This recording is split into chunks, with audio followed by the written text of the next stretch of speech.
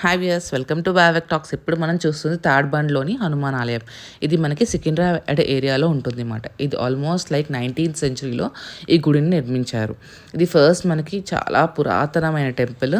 ఇది చాలా ప్రత్యేకతమైనది. ఎందుకు అంటే ఇక్కడ ఆంజనేయ స్వామి గణేశుడు కలిపి స్వయంభుగా ఇక్కడ వెలిసారన్నమాట.